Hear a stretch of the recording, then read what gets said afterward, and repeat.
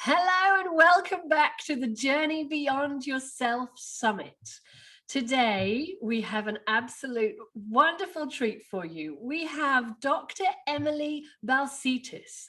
Emily, welcome. Thank you. It's wonderful to have you here. I know you're a busy lady, so I'm just going to go ahead and introduce you, and then we'll get straight into chatting. So Emily is the author of the amazing book, Clearer, Closer, Better, How Successful People See the World. And it is packed full of really practical and interesting information of how you've got there, about what we can do to really succeed at our goals and improve our motivation. But you're also, I don't know where you got the time to write a book, because you're the Associate Professor of Psychology at New York University. That's true. And you're the author of more than 70 scientific publications, so you're very well cited. Your work has been in Forbes and Newsweek and Time, Telemonday, National Public Radio, Scientific American, The Atlantic, Cosmopolitan, and GQ, and now the Journey Beyond Yourself Summit. So you've really traversed this world of academia to public forum. Amazingly, even GQ is fantastic. And you've also received numerous awards for your work, including the Federation of Associations in Behavior and Brain Sciences, International Society for Self and Identity, and many more. You have a fantastic TED Talk out about what motivates us, which has been watched by millions of people. So we'll post that under this video.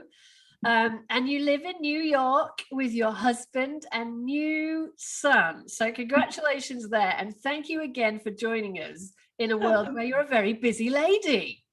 Thank you. Thank you so much. So, Emily, there's so much I want to chat with you about, and you're just this font of information and research and wisdom and the science that backs up really how practically we can improve our ability to succeed. And when I say succeed, I mean achieve the goals that we want, whether they're in health or personal, professional health, anything at all. So let's dive straight in. One of the things, and I know there's so many bits to this, but one of the things you talk about is, through your research, successful people, one of the things that they seem to do is have this, they're able to restrict their center of attention and how that reflects to their goal. So they're able to keep their goal focused in their vision, basically. But that's my layman term explanation. Can you give us a bit of the science and what on earth you mean by that? Yeah, sure. So, there's been lots of research done for many decades on goal setting and what is it that stands in people's way of achieving the goals that they want to achieve. And one of the tactics that researchers have taken is trying to understand first, well, what are people doing? And can we differentiate those that are successful from those that are struggling based on the tactics that they themselves report on? So some of the most common strategies that people use when they're trying to meet their goals are talking to themselves in encouraging ways, reminding themselves about the importance of the goal, pumping themselves up. And that's all good, right? There's nothing that is disastrous or ill-advised about that, but it can be challenging because that takes a lot of effort. Yes. You got to remember to do that in order to remember to do your goal. Yes. So that requires a lot of vigilance and monitoring, the resources, the mental stamina to continue to be our own cheerleaders, if you will. So a lot of people who use those as their go-to strategies end up not succeeding. So that was sort of the challenge that my lab took is, all right, these are the things that people are doing a lot of that they can tell us that they're doing, but it's not bringing everybody over the finish line. So are there other strategies that don't require as much, effort, if you will, or the cognitive resources or that mental control and that persistent, monitoring and cheerleading that needs to go on with those other strategies. And that led us to the idea of visual experience. So when we think about how we make decisions, when we think about the actions that we take, first, we got to get our options into our brain, right? We need to think about what's out there, what's happening right now in the world around me, what's going on with the people that are around me. And so what can I do and what can't I do and what choices do I want to make? So when we're thinking about that, surveying our options and making those decisions, how we get that information into our brains in the first place is by looking around. Mm-hmm. So that gave us some insight and thinking like, maybe that's a road to go down. Maybe if we try to start by asking people, well, what are you looking at when you are trying to meet your goal? Maybe some people have some sort of introspective access about what they're doing with their power of sight that can help us distinguish who's successful and who's not. So that was where we got that idea in the first place. So then I have to ask, what do they do and how can we do more of it? Yeah. What that we're not doing when we don't achieve our goals? One of the first groups that we started with this approach of asking what they do is a group of Olympic athletes, Olympic runners. Many of them have won gold medals at the Olympics. They're first, second, third fastest runners in the whole world. I had the chance one snowy winter evening to go out to this old YMCA, an old rundown looking track out in the middle of nowhere in Brooklyn.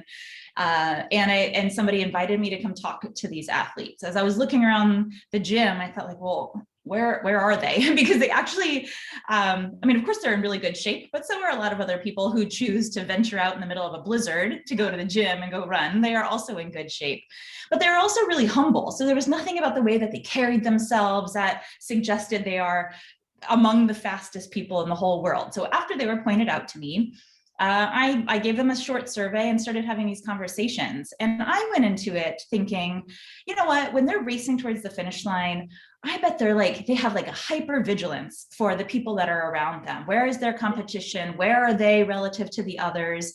And maybe they have, almost like eyes on the back of their head, and they can take advantage of their peripheral vision in a way that people like me cannot. And I was completely wrong. That's not at all what they do. So they just keep their eyes focused on a goal. And when they're running a 100-meter dash or 400 meters, one loop around the track, they have their eyes just fixated on the goal. If they're running something longer, they'll sort of break it up and choose a mile marker and focus their attention there till they hit that marker, and then they pass it and they reset another goal. So they actually aren't paying attention to their periphery. They're not vigilantly monitoring where the other people are. They're sort of just in a race with themselves. And that seemed to be a marker or a distinguishing technique that these elite athletes were using. So that led us to ask them, all right, if I got it wrong, if my intuitions were wrong about what might be an effective tactic used by some of the best runners in the world, maybe other people get it wrong too. And can we teach people to use this strategy that these Olympic athletes use, and can it improve their everyday normal exercise? And the answer is yes. So when we teach people to do, as you were saying, Sally, narrow their focus of attention, to choose a target like the stop sign that's 3 blocks ahead, or a really interesting mural on a building, and focus on that until they get to it and pass it and then reset another goal, what experience is that producing for them, and can it help them exercise better? What we found was that it induced a visual illusion. That kind of narrowed focus of attention, rather than a more natural, sort of wider, expansive field of view, it induced this visual illusion such that that finish line or that goal actually looked closer to them than if they had been looking as they naturally did. Now, that little trick of the eye had all kinds of downstream consequences. First of all, it changed their motivation. It changed their psychology, because now it seems like that goal is achievable. Mm-hmm. That finish line isn't so far away. I think I can do this. I actually don't think it's so hard anymore. And so that visual illusion, that first of all, that change in visual strategy produced this visual illusion that had an automatic direct influence on their own motivational state. It increased self-efficacy, and it changed their appraisal of how challenging is it going to be to meet this goal. And what it did also, in changing their psychology, it improved their performance. They walked 23% faster, and they said that it hurt 17% less. Wow. Now, the exercise was exactly the same. We tested this in a really controlled setting, so we knew that the distance wasn't different for anybody, but their experience of it was. They engaged in more efficient exercise. They burned calories at a higher rate, and they said it didn't hurt as much. And when they did, and when we told them, okay, now take this strategy and go use it in your everyday life when we're not standing over you with a stopwatch, what did they do? Well, they were able to continue using that strategy. They went out for more walks in the week that followed when we checked by looking at an app that we had access to. They took more steps on each of those walks, and they walked farther. So this is a strategy that we learned by asking some of the most elite athletes, but it's a strategy that we can all use for things that, you know, are more mundane or more maybe important to our personal everyday life than winning a gold medal, but just maintaining our own good health. This was a tactic that was effective for people who are overweight, those people who were struggling with their goal, and those people who already knew that this was important and they're just trying to up their game. That is really powerful, isn't it? So all, I say all, because there's lots of mechanisms behind this, but what they're doing is narrowing their field of vision and making their endpoint earlier. And that has obviously the physical implications of what's going on with the eye and the brain, but it also affects their psychology, which affects their motivation, which affects their self-efficacy, which affects their ability to get the task done and want to get the task done. So that obviously has all these implications in perception and how we see the world, because as you said, they were doing exactly the same thing, but their experience of what they were doing was different. So two questions here. One, tell us a little bit about perception and your experience and research in that. And then two, this so far is to do with exercise, but how does it then translate? And do you have any research into other goals? You know, the general, I want to achieve X by Y. So there's two different questions I've thrown at you. Sorry, make of that as you will. Thanks. I mean, I think vision is really special because it's the most important and prioritized sense we have. For most people who have lived at least part of their life with the power of sight, with the sense of sight, that is the most frequently cited sense that people say, I can't live without this. If my sight was taken away, that would be the worst. Maybe some of the others would be okay, but I can't live without seeing.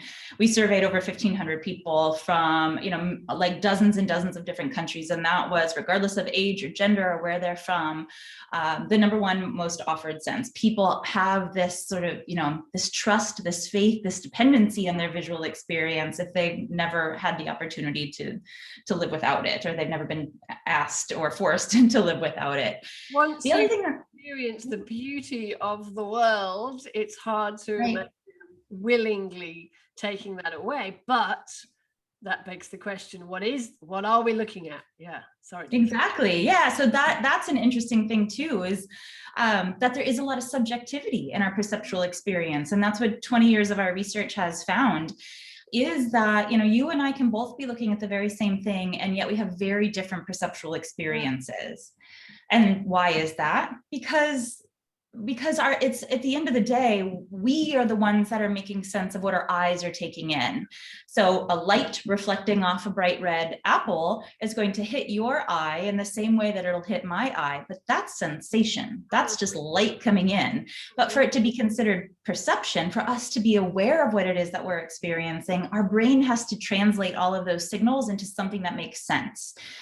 And how does it do that? Well, it relies on our previous experiences. What we remember an apple to look like, what we remember an apple to look like is going to inform our understanding of these little light bits that are hitting our eye right now.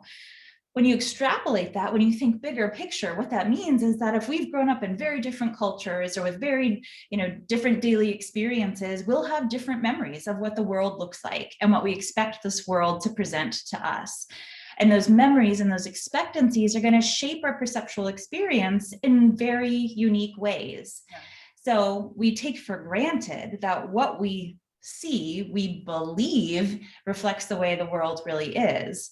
But that's not the case, because what we see is actually filtered through our own mind's eye, if you will. Our own remembered experiences are helping us make sense of little bits of light that are entering our systems. Yeah, that might be the best scientific explanation of mind's eye that I've ever. Yeah, absolutely. And you talk about, I've looked at some of your research about, just as simply as the perception differs if I'm wanting to diet or lose weight and I see an apple, I see that apple very differently as when I wasn't in that state of, my goal is to lose weight or get healthier, eat more fruit, for example. So how does our goals affect our perception? Mm-hmm. So you brought up the example of dieting, and so our work started with exercise, but we too have looked at dieting. And again, when we look at, well, what are people who are more successful at dieting doing that people who are less successful or who are struggling, what are they doing?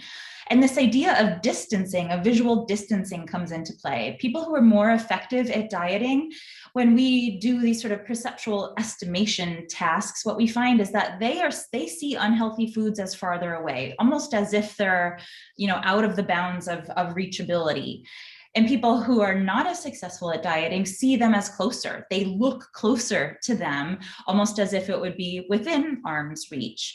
And that's just happening with their own perceptual experiences, something that's really desirable that we're focusing on, that we want. It looms larger in our mind's eye. That's a metaphor. But what it's doing to our real perceptual experience is making it look bigger and closer to us. So what are strategies that weight loss programs or dietitians have suggested? Well, out of sight, out of mind. Don't keep snacks on your desk at work. All of those strategies are effective. Yeah. And why are they effective? Well, for the same, the reason why this perceptual strategy is working is because it's doing for successful dieters what dietitians tell all of us to do. Don't keep snacks that you don't want to be eating in arm's reach. Put apples on the table instead. People who are good at dieting, their brains just kind of do that on their own, even if their worlds aren't set up that way. Things that they shouldn't be eating, they see them as further away than people who are struggling. So that's one example of these differences in perception that sort of naturally arise or, that co-occur with the success at dieting, but we can induce those illusions for ourselves as well. We can actually do the things the dietitians say, like eat half of your entree at a restaurant and push the rest away, so that it's not just so easy to keep nibbling on as you have your wonderful conversations. If you're in a part of the world right now where it's safe to go out to dinner. But also what we can do is use that trick about narrowed focus to bring the right things, the healthy things, perceptually closer, and to use a wider focus when we want to see those undesirable things as further away. If there's, if you're out at a restaurant and somebody orders dessert and you chose not to, don't focus on the dessert, right? Don't narrow your focus. Like, try to avoid looking at it. Honestly, make eye contact, look around. But when we just keep focusing it, that is going to induce that same visual illusion that the exercisers did to pull that goal closer and make them want to go for it. Well, let's not use that when we don't want to go for dessert, right? Look bigger, look more expansively, and that's going to induce that illusion of greater distance.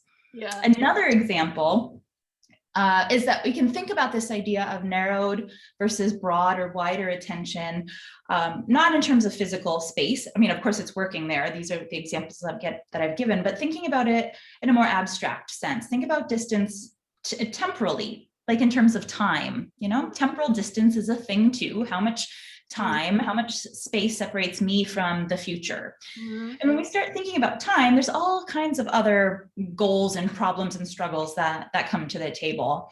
One of the most commonly talked about ones is saving for retirement. Mm-hmm. This is something we all should be doing at a much earlier age than most of us actually do because of the way that compound interest works.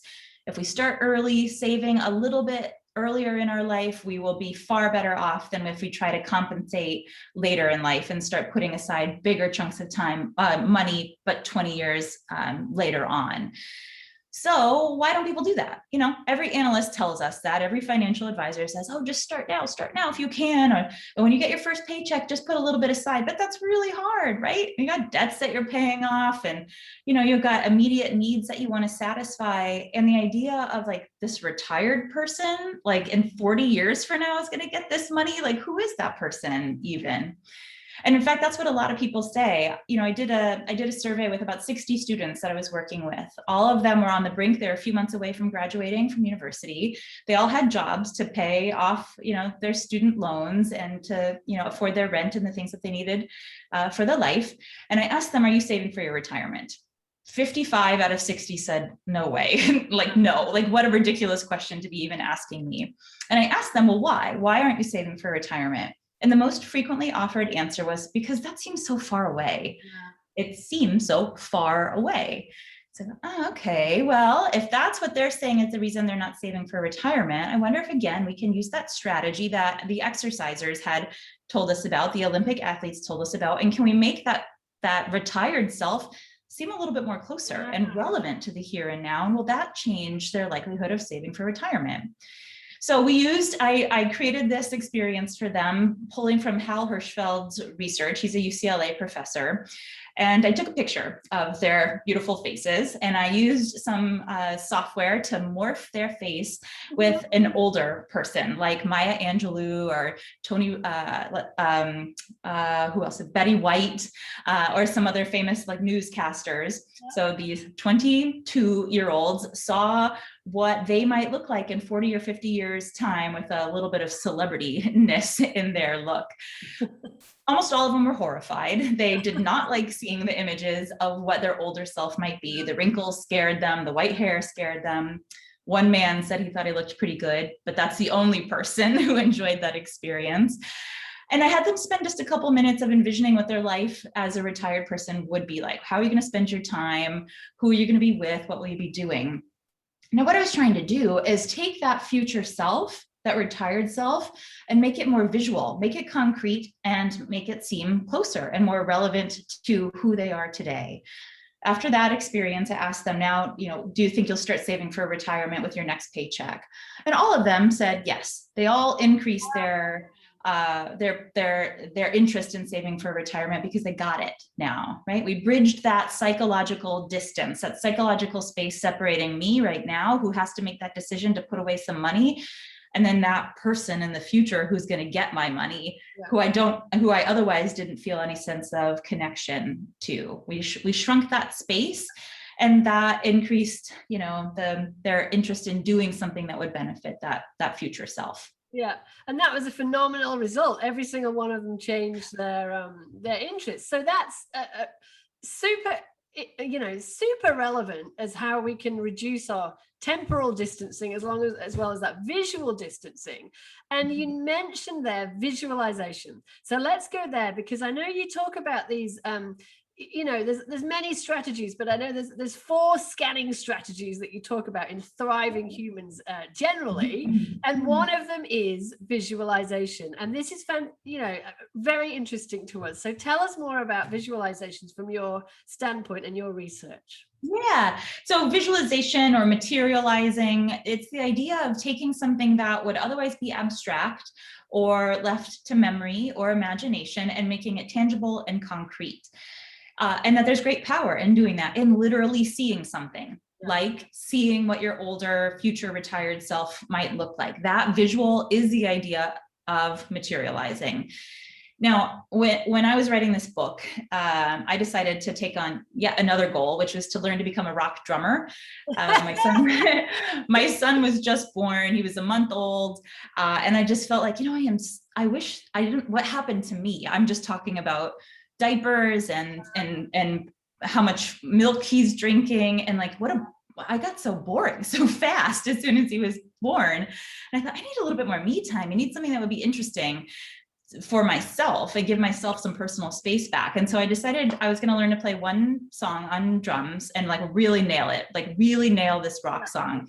I'm totally uncoordinated. I got kicked off a basketball team because I pushed my own teammate out of bounds when she had the ball. I wasn't invited back. I don't have a lot of graceful moments to look back on in my past. So this was a challenge for me, but one that I'd be really proud of myself if I mastered. But we lived in a 1-bedroom apartment in the middle of Manhattan with neighbors that were not interested in my screaming child or me wailing away on the drums, right? So not a good choice. Not a good choice. you're also getting in on the noise that the baby's making now. Exactly. Yeah, exactly. But it was a goal that was really important for me personally. And I decided, that's what I'm going to try these strategies that I write about in the book. And I'm going to report on my own experience. The whole idea here is that if we expand our toolkit, our tool belt of options for what can we do when we're up against an obstacle and we don't know how to move through this in the course of working on our goals, here's our 4 more. This book is about 4 more strategies that you can use, but they're not going to be fail safe. They aren't going to work for everybody in every instance. But if we can expand the options, then maybe we can push through more obstacles. So I tried my tactics out on myself as I took on this goal of learning to play drums. And one of the things that I realized was that I wasn't making any progress. I wasn't making fast enough progress to actually have an ending to this story of well, did I learn this song or did I not learn this song? By the time you get to the last page, you probably wouldn't know the answer to that.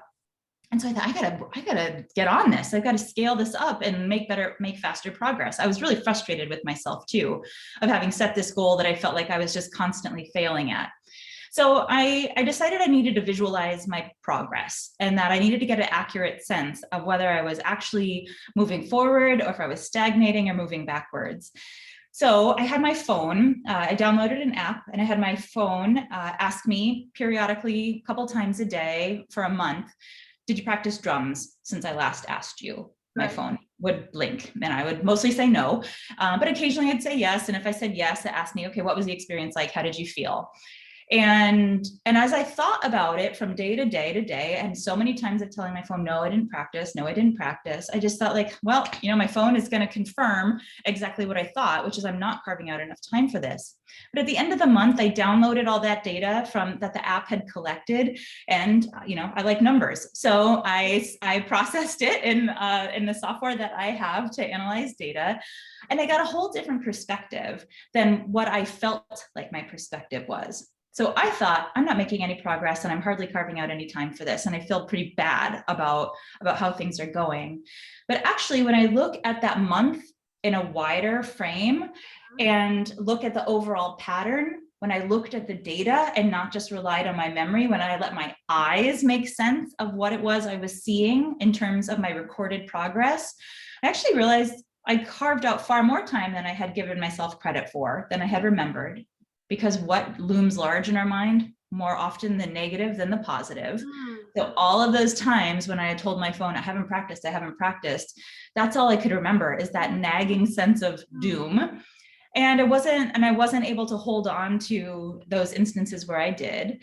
But I also noticed that my progress actually was increasing, where at first I reported literally, this was awful, and I cried.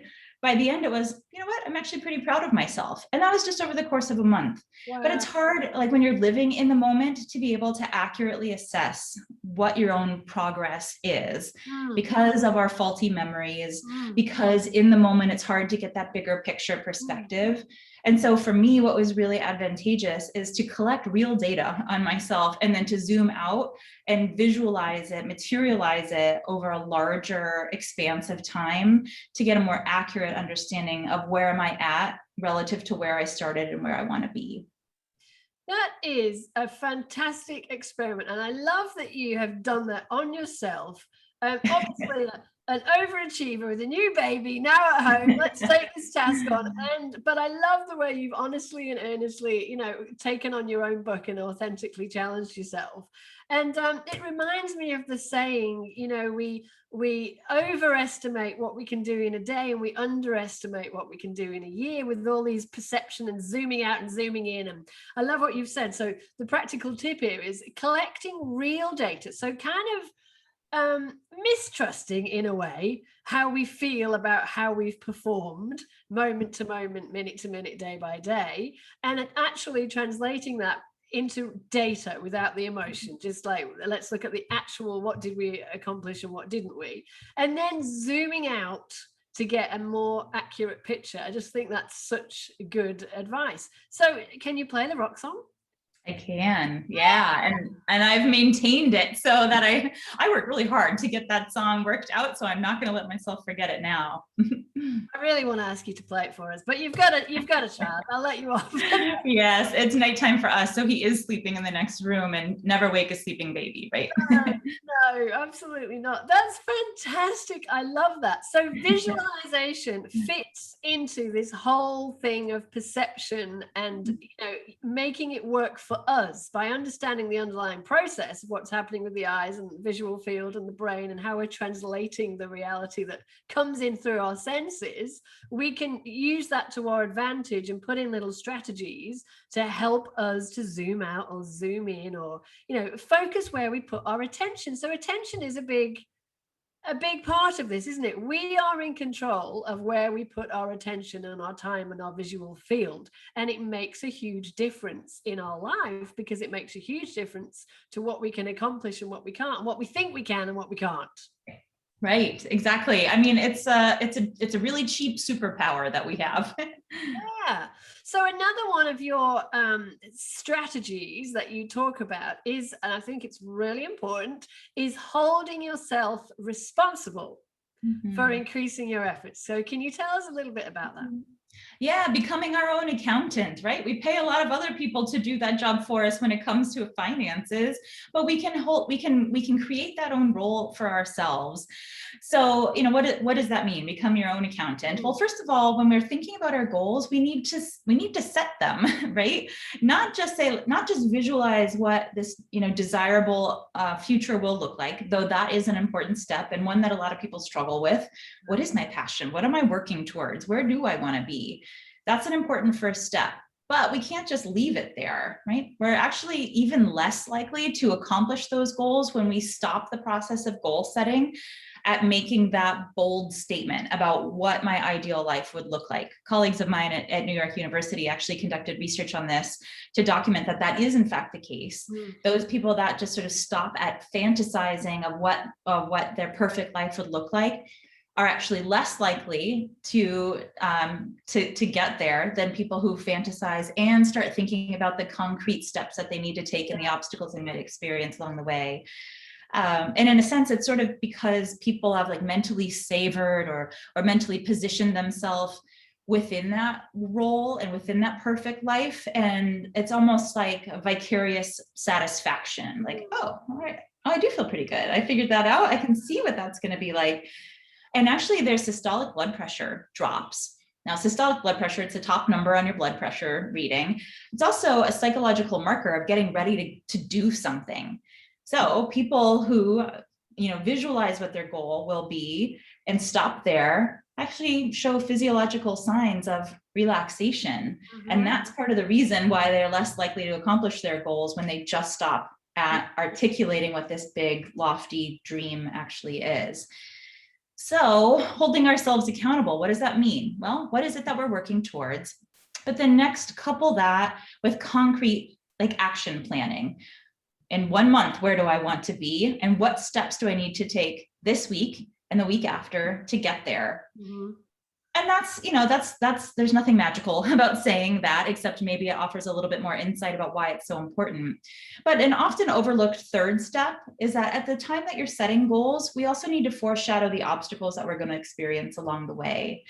Now that might seem counterintuitive, right? That actually we'll be more motivated and we'll be better off if, when we're trying to psych ourselves up to doing this big thing we're really excited about, think about all the ways that we might fail. Make a big list about where you can experience challenges.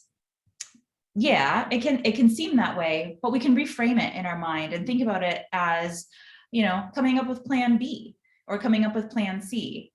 Or here's an analogy of thinking about, when you're on a ship and the ship starts sinking, that's not the time you want to start looking for a life preserver. You already want to know where one is. And the same is true when we're setting goals and foreshadowing the obstacles that we might experience along the way. that's telling us where is the life preserver if this ship starts to sink. When we're experiencing a challenge, when we're up against an obstacle, we're often pressed for time, or maybe we're not in a really great psychological space to figure out what's going to be the resolution here. And if we can just instantly go into our plan B, because we already have that in our back pocket, we know what we're going to do if this happens, we're actually better positioned to move through that obstacle. So that's what effective goal setting looks like. These three stages, these three aspects of goal setting together at the early stages is more likely to increase the odds of our success.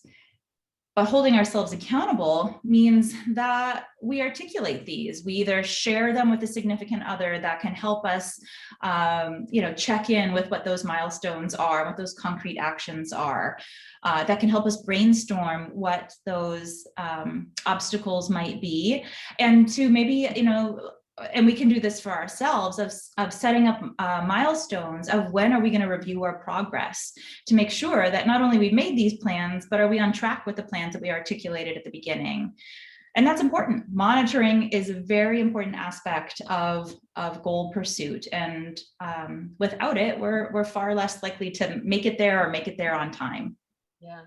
And I think for me, my brain's sort of gone back to this self-efficacy you talked about earlier as well, because some people are incredibly great at setting their own goals and being, self-determined and deciding what they're going to do and having this internal motivation, and others struggle with it more.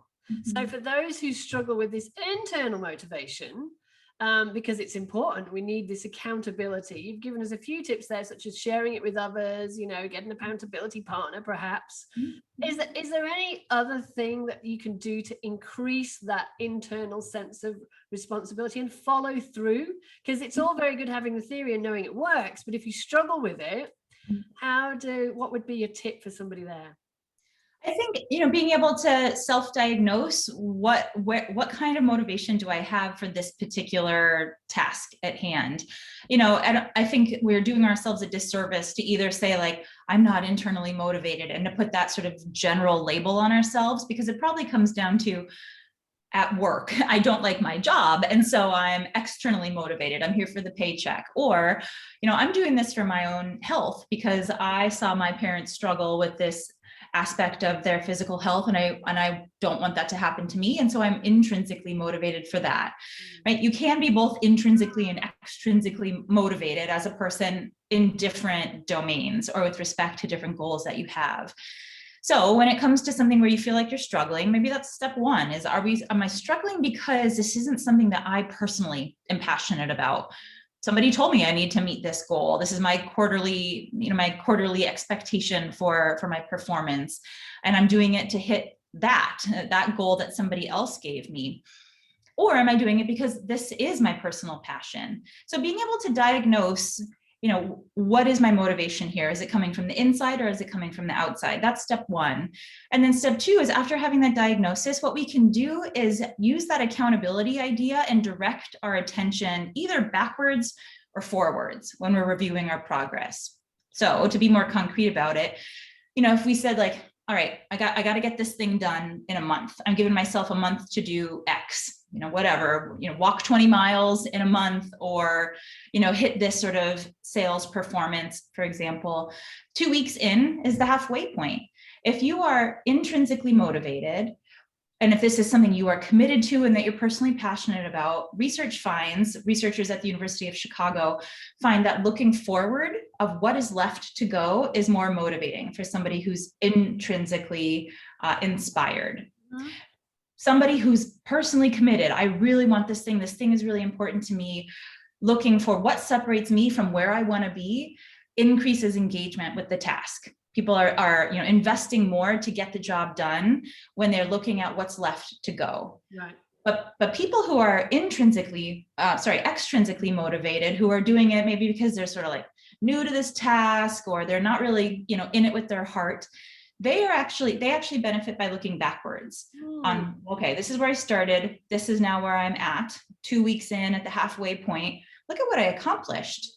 Okay, I didn't really care about this thing to begin with, but look how much I've already done.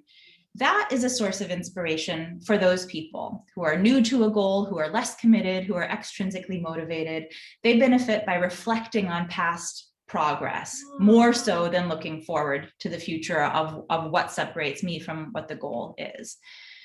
And because, Sally, something you keep bringing up, it is a sign of efficacy.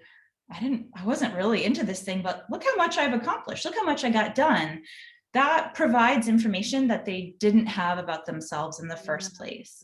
So yeah, so that's something that we can take advantage of, is being able to sort of self-diagnose where is our motivation coming from, the inside or the outside, setting up in advance, what's my check-in point, and then knowing based on this data whether it might be more advantageous to look at what's left to go or how far have I come. And we might find more motivation by directing our attention in one way more so than the other. Yeah, that's brilliant advice. I love it. It's very concrete, it's very actionable, it's very helpful. Thank you. Sure. So you have given us so many, particularly for an academic, you have given us so many practical tips of what we can do to implement all of this research. And, and even when you sort of dropped in before, this isn't magic, but, we know this, we do know this, but it really helps sometimes having it re-emphasized by, a doctor at New York University. It really helps our own cognitive beliefs of, okay, it actually helps visualize, goal set. It's got all this research backed behind it. Be accountable. Have a look at your obstacles. Plan in advance. If you need help with that, here's a technique. If you need help with motivation, here's a technique. So you've been absolutely wonderful, and you've given us such a lot, Emily. I want to end by asking you, so coming back to this summit is all about helping people to get to the next stage, to the next level, as where they think their level is, the top of their limit, where that is, helping them to just go that little bit further. And you've already done that. You've already absolutely done that today by giving us all these tips of how to get past where we think we can't go anymore, whether that's running, we know how to do that, or whether it's learning to play drums with a child, we know how to do that, or whether it's any goal, from finances to achieving at work, we've got the techniques to do that. But I just want to ask you if there's anything, I'm going to phrase this in two different ways. So A, if you feel like there's something left unsaid, and B, same question, but if there's one or it doesn't have to be one. Some people have asked this question too, and they say, can I give three? That's fine. But one, if I had to narrow you down to say what would be the thing that would give people the most results from implementing it today, if you had to choose one thing that would have the most amount of impact, what would that be? Don't fear failure. That would be my biggest tip. And I think that we do, because the word failure, because we call obstacles failures, right? Failure has a negative connotation. We want to avoid failure. It's something that we shy away from. We don't share it with others, and we certainly don't want to accept for ourselves. But if we think about them as learning opportunities or trial and error, it's the same thing, but without the baggage of the word failure.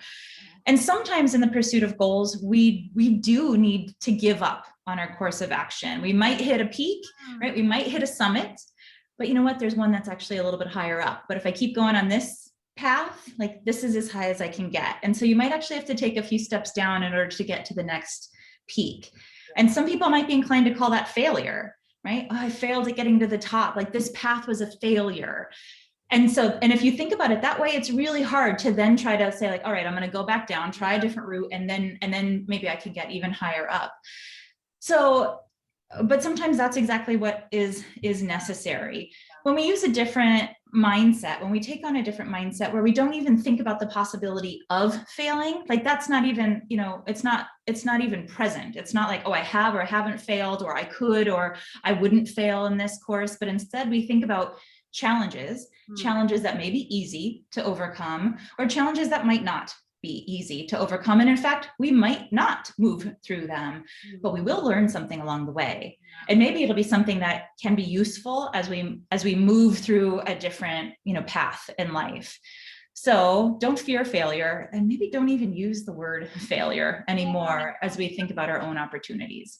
Yeah, that's brilliant. And we actually have on this summit Susan Mackey, co-founder of the Growth Institute with Professor Dweck. So that's perfect that we can delve into that area more. Exactly. Thank you so much, Emily. I really appreciate your time, and I really appreciate everything you've given us here. You've really helped us out. So thank you so much. I really appreciate all that you do. Have a wonderful evening. Thank you. This was a great conversation. I appreciate it. Thanks.